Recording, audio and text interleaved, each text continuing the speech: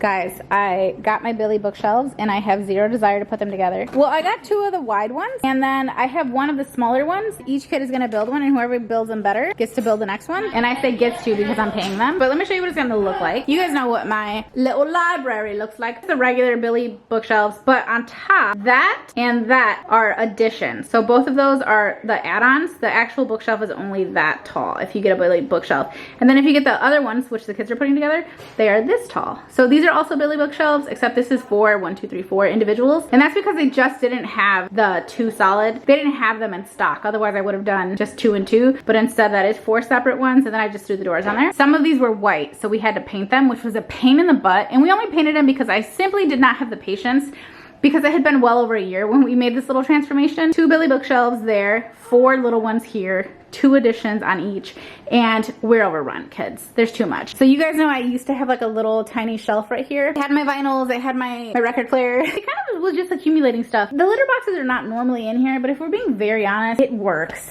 And this is kind of turning into like my office / the cat's room, because like Coco's obsessed with being in here. This is her favorite spot in the world now. And I love Coco, and Coco is a baby. She's a 5-year-old baby, but just baby. So I just can't bring myself to like take away these things. And you might say like, Sarah, why do you have the litter boxes in the same? They love it. They freaking love it. We used to have them separate. We have 3 litter boxes. We used to have them in different places. We have 4 actually, and there was only 2 they would use, and now they will only use these ones. They love these. That's why. Okay. Anyway, I'm only bringing it up because it's gonna have to move, so I might have to come over here. So from the other side of the room, I love it. I love the symmetry of it. Obsessed. However, these are from Target. I got them forever ago. And you see, they don't really utilize the upper space, and they're not stylized in any way. They are very much for functionality. Printer, Cricuts, supplies, etc., shipping supplies. And then this one has like a charging section, a bunch of cords, batteries, a bunch of stuff that I need but I don't want to see. You see, I'm like overrun with books, and they also are in like they're just not put together very well. Like there's no rhyme or reason to why the books are where they are. These ones I did on purpose, I guess, because I was trying to elevate my little up house. But I would love to clear this off and put my gigantic, you can't see it,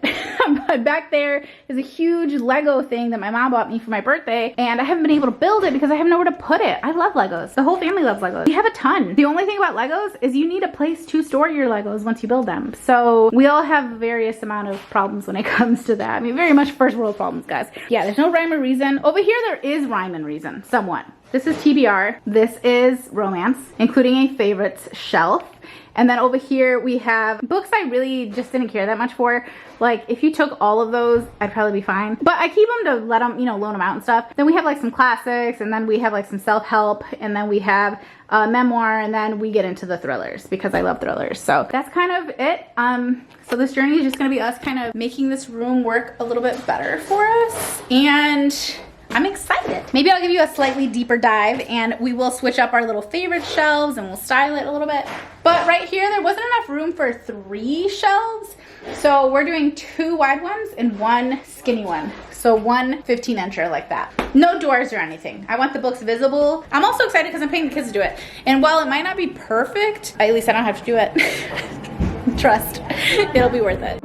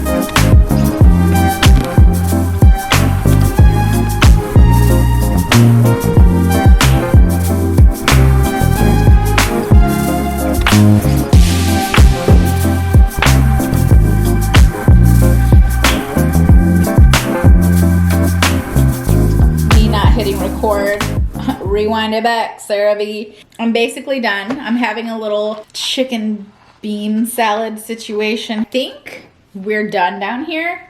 As far as this room goes for now, cleared off the entire TBR shelf. I'll show you guys the like bookcases as they stand now. I didn't have a ton of rhyme or reason, but when it came to like my thriller shelf, which like this is one of my thriller shelves, the 3 shelves I showed you guys already, but I have like chunks from authors where, you know, I have 5 of their books, or I have 4 of their books, or I have 2 of their books, or I have 7 of their books, or I have, you know, whatever. I had multiple books from these authors. So it doesn't necessarily mean like I love the book. Before I had a favorites shelf, and it was over here. It was for my romance books, and I had a favorite shelf, but the trouble is I tend to like books from series, but I only love one of them. Then I had to pluck it out of like the series, and so then the series would have like 2 books, and like that's hardly a series, that's a duology, right?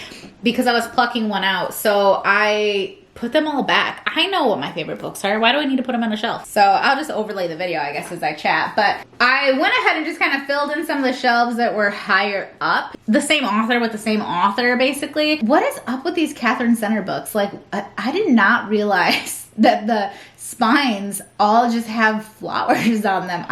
I did not notice that until just now. I was like, oh, damn. Are these the same book? No, they're not. They just look very similar. And then there are some where I read more in the series, like the K.A. Tucker books. That was like a big part of why I freaking went to Alaska, because I was enamored with the way that she wrote about Alaska. And I took that book with me, and it very much felt like this full circle thing. But I ended up continuing that series, and maybe there's one book I didn't finish. I loved it, but I hated their relationship kind of. I thought that guy in it was like, he was kind of an ass. I remember vividly disliking a lot of things about him, but I really enjoyed the story, enjoyed the writing so much that it just like kept me in it, you know what I mean? But I never ended up purchasing the other ones because I think I read them on KU or audio. I don't know. I didn't physically have them. So yeah, you know, I never continued that. And then Abby Jimenez, you know, she's great. She is.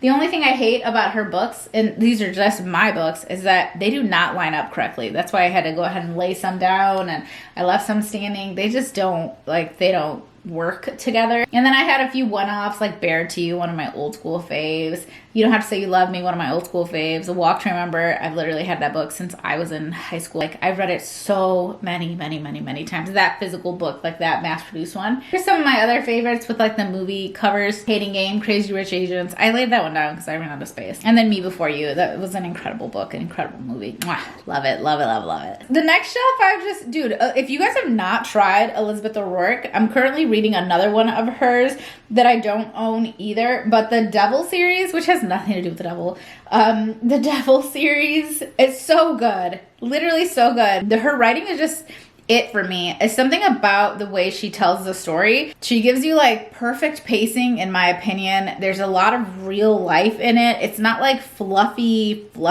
nonsense. It's like emotion, but without it feeling forced and over the top. But like the buildup is there. It feels real. It feels like how a real relationship or real situation would kind of be laid out. Even if, you know, we're talking about like a rock star and a scientist or something, like whatever. Maybe that's not everyday common typical, you know what I'm saying? I mean, there are rock stars and there are scientists and stuff that do begin to get together. Potentially, I don't know. Personally, I don't know any. I just love the way she does her characters, and the storytelling's amazing, and the storylines are always great. And so those are interconnected, but you can just pick one up. So I have those, and I would like to pick up some more of hers, but those you kind of have to order on, like, I had to get those on Amazon back in the day, and I don't typically order books from Amazon, so I try to wait and see if I can like get them somewhere else, but there are some books that like literally that's like the only place I can freaking find them. So I just haven't picked up more of them. But Julia Quinn, so Bridgerton, right? Okay, we have Elena Armas.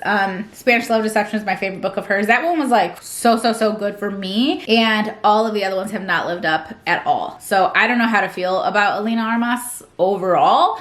But Spanish Love Deception was it, and I think I'm gonna reread it because now I'm starting to like question myself. Like, did I love it as much as I thought I loved it? Because I have not enjoyed the other 3 after that nearly as much. Like, I've kind of had to crawl my way through them. So I'm kind of wondering, was it what I thought it was, or was it just like perfect timing? You know what I mean? Anyway, Bridgerton. Let's pause for Bridgerton because I've been listening to Sir Philip with Love, which I believe is number 5 in the series. I've consumed the Bridgerton series in a variety of ways. So like The Duke and I remember reading that. That one I physically read with my eyes, like an actual physical book. And that was so good, dude. I was so in it. And I'll say it is very, very hard for me to come across a 5-star book by listening to it, because there's something about the actual physical reading experience, whether it be a physical book or a Kindle, but there's something about me reading it that's what takes it to the next level for me. I enjoy listening to books, but it's very difficult for me to be as invested if I'm not doing it with my eyes. I'm curious if any of you guys are like that. Automatic, if it's an audiobook, it's highly unlikely I'm ever gonna give it 5 stars. Maybe, but highly unlikely. Auto knock a half a star off, maybe. This one, obviously I'm doing audio, and I love it because it's set in like 1800, right? Or something like that. You know, the way they speak is a little bit different. And if you guys have watched Bridgerton, the TV show, it's different. You know, Shonda did her thing and she has made it a little different than the books. And this is the first time where I genuinely cannot picture Eloise from Bridgerton as the Eloise in this book, because this is Eloise's book. To Sir Philip with Love, I'm actually really enjoying because it's so different. It's Eloise like straight dipped on her family. So you're not like in the Bridgerton household. You're not like hanging out with the Bridgertons. Like she left and she went to go hang out with Sir Philip, who was, if you've watched the show or read the book, that was her cousin, their cousin. Damn, what is her name? It starts with an M. She's dead, right? So, but they had kids and all of that. Damn, what is her name? She's in the show. I cannot remember her name. And that's another thing. When I'm listening to audio, I don't remember names as much because obviously I'm already really familiar with Bridgerton's world.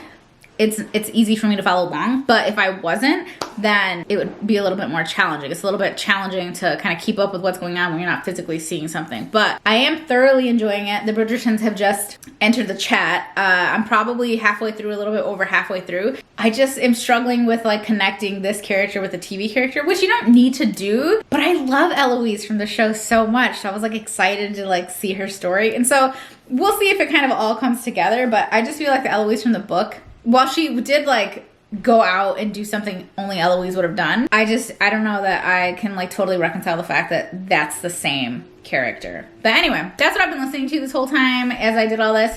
And I took all my TBR stuff off of here and I lined it up in my center shelf, and then it didn't quite fit, so I had to kind of carry over to one of the other shelves. I'm at 51 on the TBR. Some of those genuinely I have zero desire to read, that I either happened upon the books or I started the books and I did not enjoy them. So I kind of DNF'd them, but it was like a soft DNF where I thought I'd get back to it. So, I mean, there's quite a few. There's probably 10 books that I got pretty deep into and then I decided, this is not for me. I might power through just for the sake of getting them read. Every now and again, I change my mind anyway. And I decided that like, oh my gosh, what an amazing book. I'm so glad I made it past 50% mark. I've been able to like incorporate my Lego sets a little bit more, which is fun because I have more Lego sets and I want to be able to put them together and just display them. But that's the hardest part about freaking Legos, is finding where to display them. All right, I'm going to keep listening to this and yeah, that's probably it for tonight. His eyes widened with surprise. I'm furious. As if recognizing the importance of the moment. He took her hand and, desperate for her to touch him, brought it to his heart. He felt like a boy of 16. So pleased was he by her compliment. And then he did what he'd been dreaming of for days. Well, one of the things he'd been dreaming of. And he took her nipple into his mouth, running his tongue around the edge before closing around to suck. Philip! She nearly shrieked. So I'm over here rewatching Bridgerton season 3 as I get ready for this event I'm going to tonight. I realized I never caught up with you after finishing To Sir Philip with Love. I finished it. I went through the epilogues, which I actually thought it was so cute. That second epilogue where you get the point of view of Philip and Eloisa's, the daughter.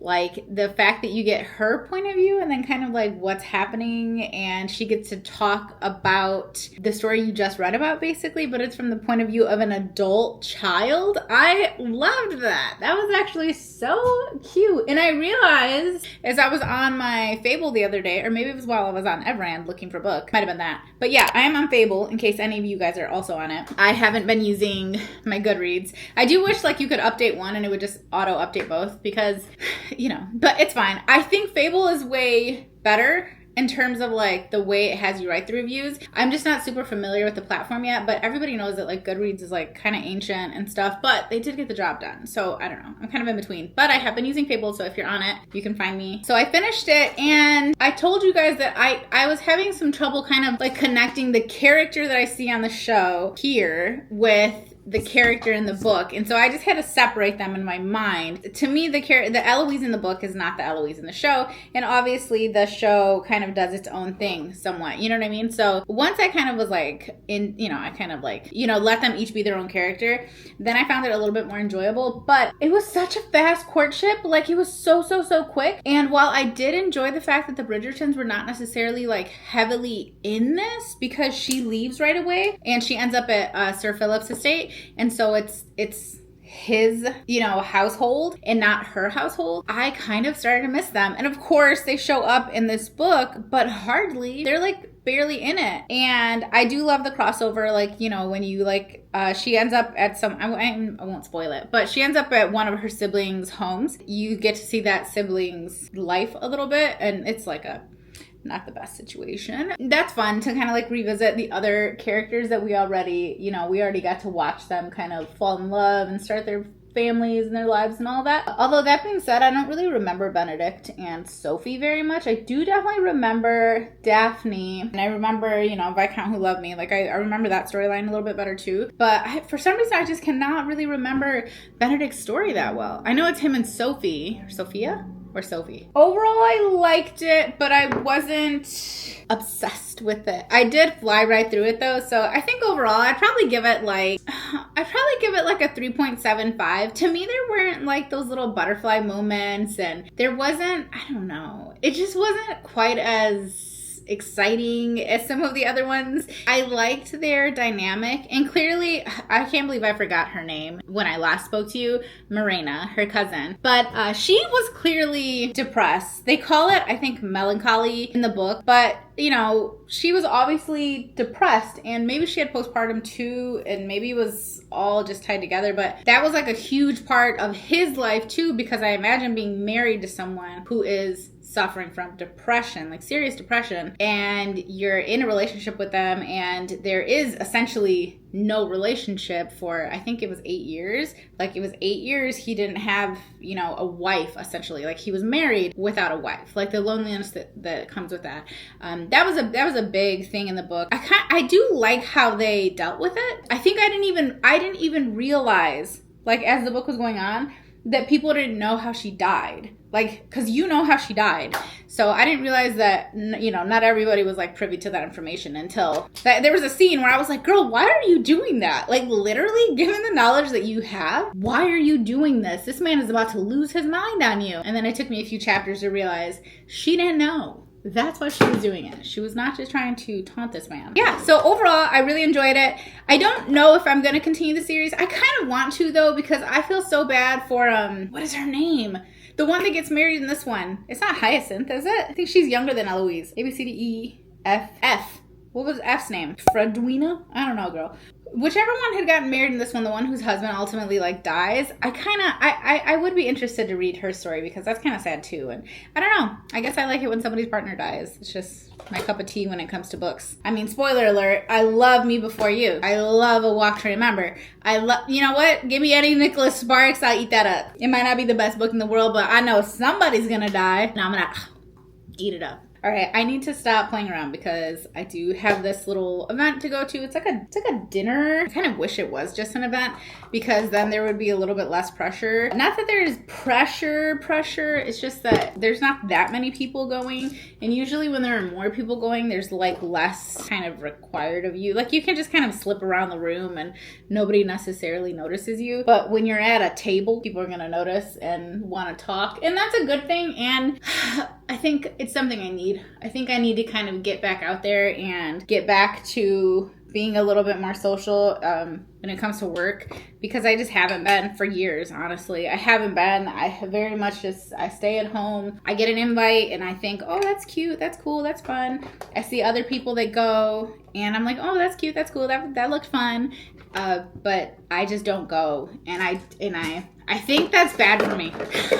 Is it because I read that book, or I listened to that book rather, and I'm over here like, yeah, just being alone, being by yourself, not being around people, like maybe that's not the answer to everything, you know what I'm saying? I'm gonna finish getting ready and then we're gonna head out.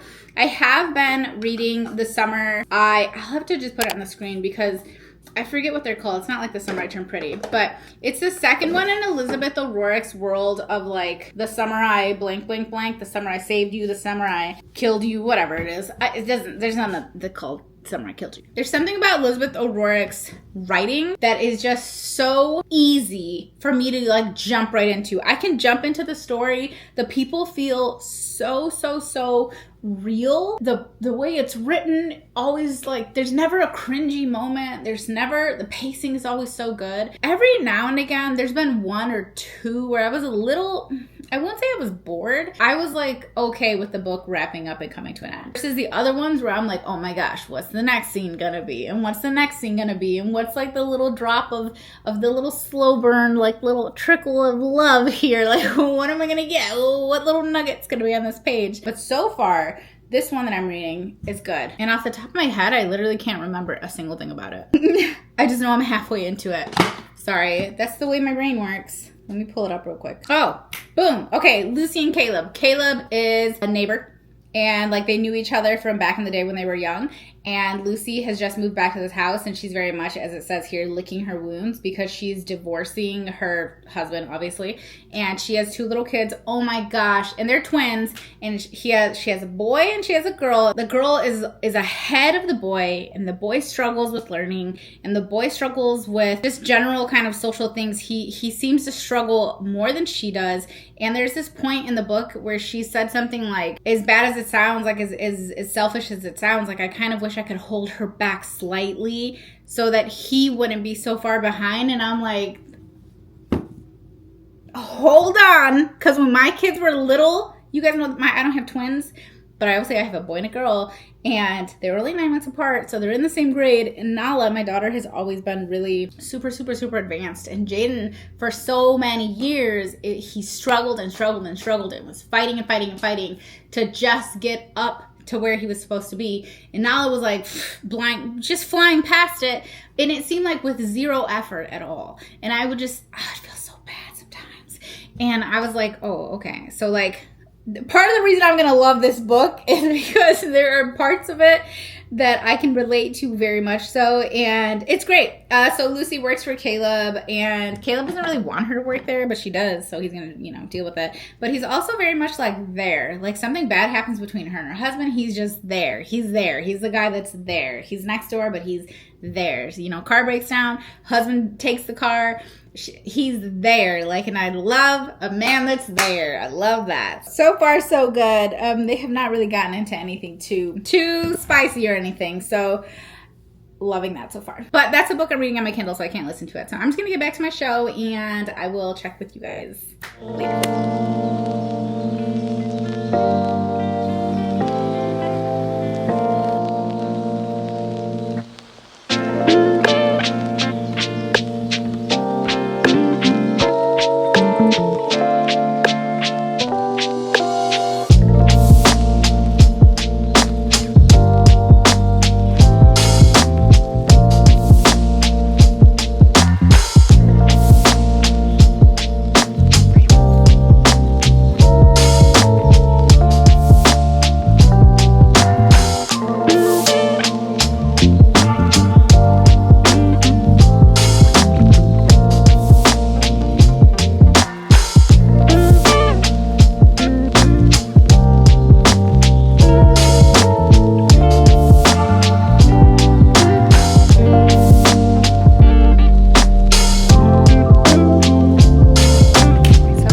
Naperville, and that building over there used to be Barnes & Noble. They closed it down and they put it way closer to us, actually, which I love. And then they reopened it right here. So I wanted to come check it out because I haven't been here yet. I'm pretty sure it's the new design where everything's like little cubicles, but I still want to check it out. It's actually on the exact same street as Anderson's now. Go figure. I've been wanting to read a Frederick Backman book. Probably not this one, but okay, so far I don't like it any better than the one that's local to me. In fact, it's a lot tighter. I don't like that. How about these covers though? They're so beautiful, you guys. I mean, I liked it, but I'm not like obsessed with it. That's really pretty. Love in Other Words with the sprayed edges. I did really enjoy this book. This was really good. I miss Christina Lauren. I haven't loved their last ones as much, unfortunately. This I've talked myself out of many times. Maybe today's the day. Maybe I'll treat myself. I really shouldn't, but look at it. Look at it. I do have a gift card. This man just walked by and touched me. That man over there. That man back there. I think I should holler at him. Or no. Okay, so far I'm not obsessed with this Barnes because it feels a little tight, but I think there's 2 stories, so maybe I just need to go upstairs.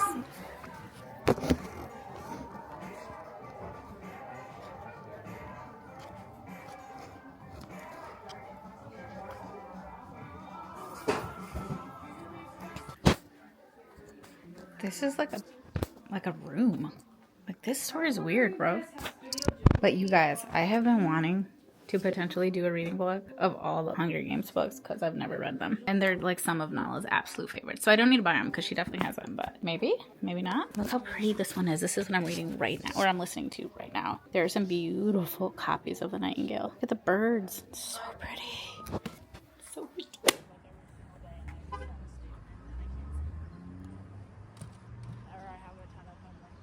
Oh, that reminds me. I want to bedazzle some books. Should we do that? We should do that. We have so many left over from the Taylor Swift stuff. I know. I literally wanted to bedazzle books so bad, but I didn't have the colors. So instead I bedazzled my... Oh, yeah. I don't know if I'll have the colors. Instead I bedazzled my little plastic ducks. Yesterday, I went to Barnes & Noble with Lewis, as you guys know. And I ended up not getting anything, even though I was in line to check out, because the line was ridiculously long. It wasn't moving, and I just was not in the mood for it. So we decided to come to our local one today. And I can't say that I'm in the mood for it, but Jaden would love that. Maybe for his born day. Which is in 3 months.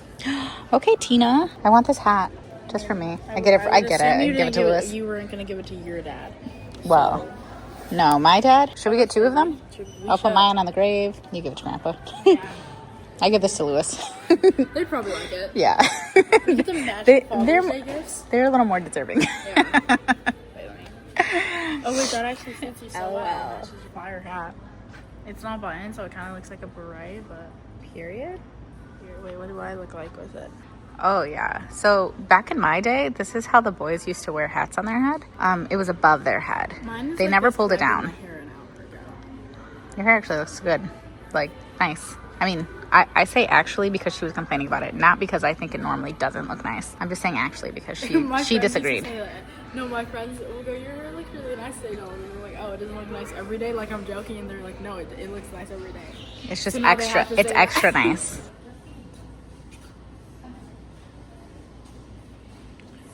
This is what it's like being in a family vlog channel, guys. Oh, that's cute. It's giving slay, it's giving queen, it's giving girl boss. Oh, there look were at a few that I wanted. Wait, my fingers were just all up in that thing. Okay. Not for the thumbnail. That's okay. So, I wouldn't typically let myself buy anything from Barnes because, you know, we're working on getting rid of our TBR, our physical TBR. Not getting rid of it, but reading it. However, I have a book theme video I want to do. So we're going to pick this up because I have a gift card. So we're just using our gift card. I'm not using like my regular money. And the gift card was from returning some stuff that, what did I return? I don't know. I returned something that I didn't buy for myself. We're going to get this one because it's been staring me in the face. This has nothing to do with the video. This one I'm just buying for funsies. And then I think there was another one I wanted. We'll take a look around. This is the other one I want to get, but Book of the Month has this one. So of course I'll just get it through Book of the Month. But I'm waiting for the new books to get released in June. We'll see. But I like Catherine Center. I really enjoy her writing. It's lovely.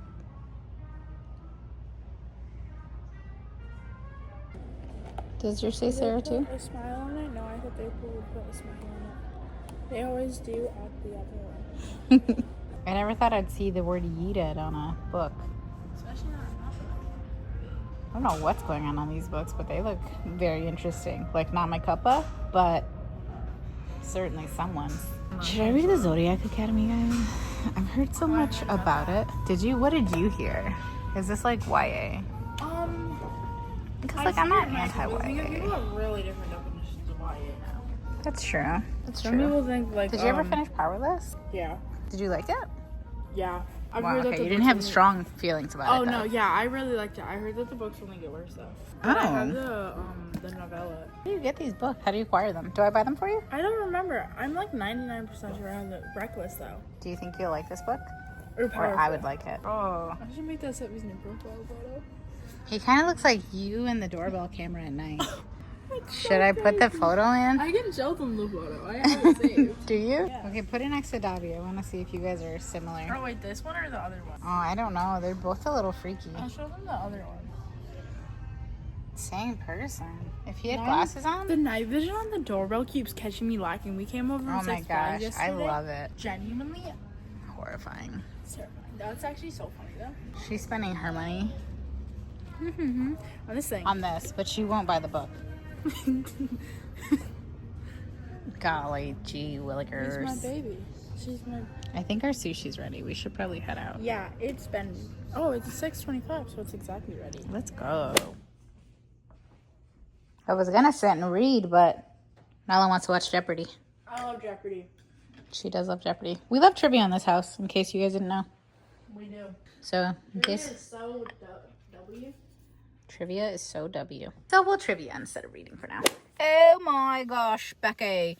Did not want to listen to The Nightingale because it was like, The Nightingale is a book where I think I can't be driving when I listen to it. So it has to be a book that I'm doing things where I don't need as much brain power, like my laundry or maybe like organizing a closet or something. Something where I like am not going to hurt someone if I get distracted. I turned that off and I went over to Spotify because I realized I haven't used my 15 hours of Spotify listening time this month. I saw that our girl Frida, I don't know how she does it, she had released another book. So I started The Tenant. Oh my gosh. So I am pretty far into it. I'm probably like 70% in. I love it. It's giving me everything that Frida needs to give me. And we have our main character. The book opens. He loses his job. Okay. And you're like, dang, you don't necessarily even like him. It's not like he's a likable character. He's not. Book opens. He loses his job. He goes home to his fiance. He's like, what am I going to do? And she's like, I don't know what you're going to do. Like, it's fine. We'll get through this. Well, months passed. They did not get through it yet. And they decide that they need to get a tenant. They needed a little roommate situation. So they go ahead and start looking for someone to rent out a room in their brownstone to help cover the bills until he like gets back on his feet. He really doesn't want to have anybody in there. And he feels like such a failure, such a loser. They go through a few people in the interview process and he's like, no. They had one named Quill Elizabeth. Anyway, she has a premonition and it's like a whole thing. And it's like, that's where the little creep like, wait a second, girl, what did you say? What's gonna happen? It's crazy. Anyway, then they see this other girl and they're like, okay, I think her name is Whitney. I think they're like, okay, she's normal-ish, whatever, so she can come move in. He still does not want that girl in there, but she moves in and then weird stuff starts happening. Weird things start happening and he's like, am I tripping? Or, you know, like normal but weird, like, oh, she ate his fruit, or oh, she used his shampoo and he's annoyed by it. But then it starts getting worse. Things start getting worse. It's like someone is controlling this man's life and making it hell. And he's like, it's her, it's gotta be her. And of course, everyone is looking at him like he's crazy. Right now, in the part that I'm in, like there are some discoveries being made. To me, it's so interesting. It's like fast paced. It's easy. I know if I was reading this as a physical book, I would just be flying through it because Frida's books are always fast paced. So far so good. I know there's going to be more twists still because it's Frida. I just hope that they go well. But this is going so much better than The Crash. So much better than The Crash. The Crash was so annoying. This is not annoying. And it probably helps that we're only in his head. We're not getting the girl's point of view. I like that because don't put me in both of their heads. I need a little element of surprise. I need to wonder what's going on. You know what I mean? He just found some very interesting stuff in a bag. I was like, wait, what's going to be in there? And see, if we were following her point of view, we would have known what was in that bag. I wouldn't have guessed what was in the bag but ew. Oh, snap. We just got one of the twists in the I wasn't even expecting that, dog. You know what? I kind of thought that person was involved just for like a split second, but then I was like, nah, that wouldn't make any sense. Of course it makes sense. It's Frida McFadden. Anything can make sense. I have to go into class. I'm so sad. That's such a good part of the book. And that was at 70%, which means wait, I'm so confused. Oh wait, they're like in on it together. Wait, no, they're not. I love being confused. I hate finding things out. like about I hate when people are like, I saw that I didn't see anything coming. I'm lying, girl. I don't see nothing coming. I try my best not to. I gotta go. I try my best not to like think. I don't read to think, guys. I don't listen to books to think. You did the thinking, and I'll just put that in my brain. Thank you very much. Oh, you're a little baby. The sun is in my face, rising. I finished The Tenant probably like a week ago, and so I'm sorry about the lighting, right? It kind of plays out like if you've read one Frida book, I feel like you've read not all of them, but I do feel like you've read many of them, especially these later releases. Although The Crash, I feel like, is an outlier because I thought that was just a bad book. And you could have told me somebody else wrote that book and I would have been like, yeah, for sure. That was not my girl Frida. It's fine, whatever. And I think some people were like, The Crash was your intro to Frida. You actually enjoyed The Crash. And so maybe I'm just a little jaded because I've already read so many of her books that I'm kind of familiar with her style and with her little twists and turns and stuff. No, it was not. Those characters were annoying. That's what it was. I can't even. I'm sorry, girl. I love you, but no. So, you know something's gonna happen. You know there's gonna be a little twist, little turn, little whatever. And if you're really focused on it and trying to figure it out, you'll probably figure it out, okay? But I don't read books like that. I don't like reading like that. I just want it to happen. So I just let it unfold on its own. I enjoyed it. I had a good time. At no point did I just want it to end. Characters were a little hateable. Like, I liked it. However, I kept thinking after I wrapped it up, what does this remind me of? And you know what it reminds me of? The Boyfriend, also by Frida. Or was it The Ex? No, I think it was The Boyfriend. Yes, it had to be The Boyfriend. Yes, it was The Boyfriend.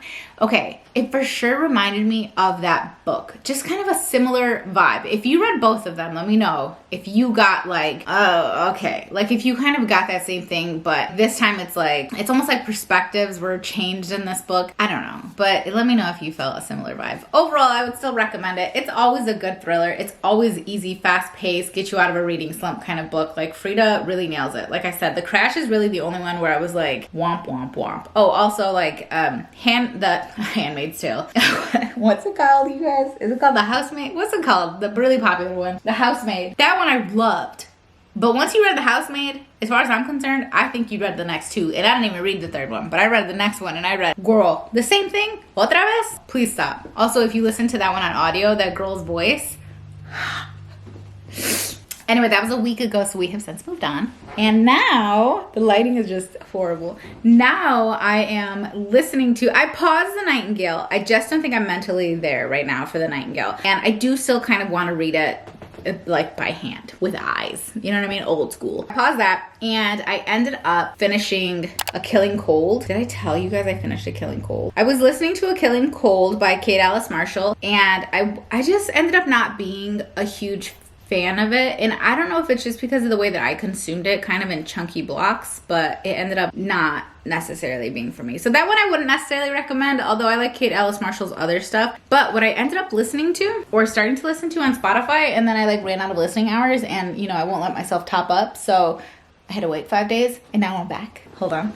Is this book right here, which is The Resort by Sarah, I think it's Oakes. I don't know how to read people's last names. This book is one that's been sitting on my shelf for a while. I got it through Book of the Month, and I think it was one of the months where I just had to order something or else they were just gonna like take my credit, like my credit was gonna expire. So I was like, whatever, I'll order something. So this was a February 2024 pick, so I've had it since then. That's a long time for a thriller to sit on my shelf, but there was something about this that was not calling to me, and I can tell you exactly what it was. It's that this was a reminiscent cover of another book that I have that I know is somewhere up there, and I read it and I hated it so much that I was like, ugh, this is gonna be exactly the same. And which is a stupid way to think because it's not even the same author. I want to tell you what the book is so you understand how I would manage to just keep myself away from this beautiful cover. It really is a pretty cover. What book was it? What was it called? It had a really pretty cover. Yeah, how do you guys get rid of your books? Do you just, because I'm thinking about doing a little purgy. And I want to know the best way to like purge some books. I thought about just putting some in the little libraries, but I do feel like there are some people out there that are probably just not doing what you should be doing with those. It wasn't a thriller, but there's a book called The Island Affair that came out many years ago, and for some reason the cover reminded me of this one, and I hated that book. It was aggressively bad. But there's also a second one that was similar. So there's something about these covers, these, oh my gosh, so beautiful, so lovely, the resort, islands, da-da-da. I hate them because they never turn out well. I went into this book with a little chip on my shoulder, which I shouldn't have, but I did.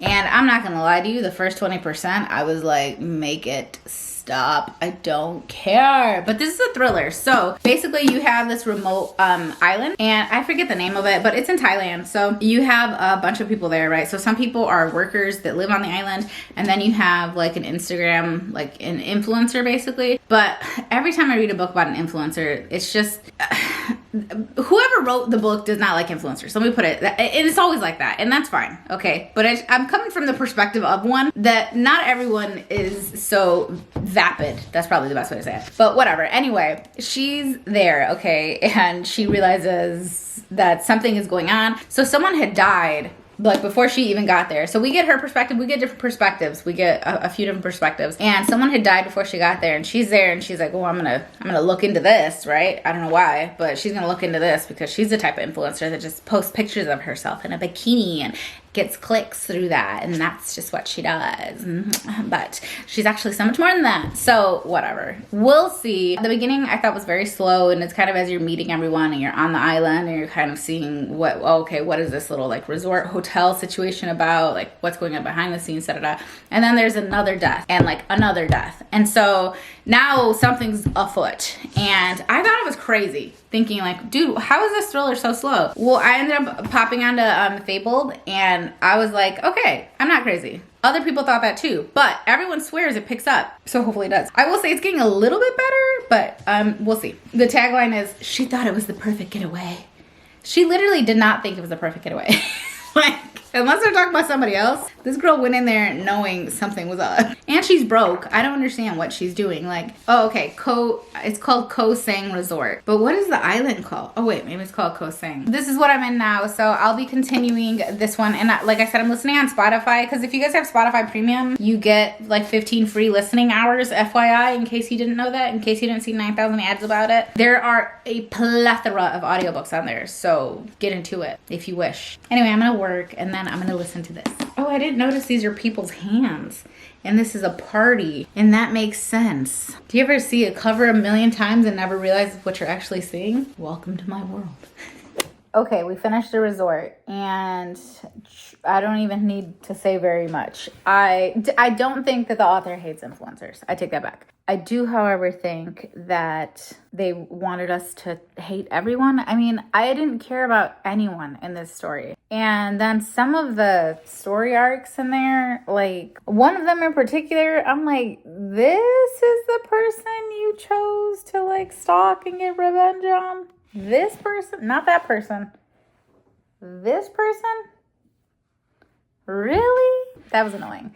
And if you read it, you'll know why. I will say, let me just end it with some positives here. I wasn't that entertained by it personally, but I do think overall it could be a pretty gripping story. It does start out slow. It does pick up in the last chunk of the book, the last maybe 25%. It is pretty fast paced, and there's a lot going on. And that being said, there's a lot going on. I'm not gonna give away the ending, but I just felt like there was a lot going on. That's not really my favorite type of ending personally. The way they handled some of the stuff in this book was just not my favorite. So truth be told, I probably won't pick up any more Sarah Oakes books. I'm assuming that's how you say it. This wasn't a horrible time. I'm gonna give it 2.5 stars though, honestly, because 3 stars means that was straight. I'd recommend that potentially to the right person. I wouldn't necessarily recommend this, because there are such better thrillers.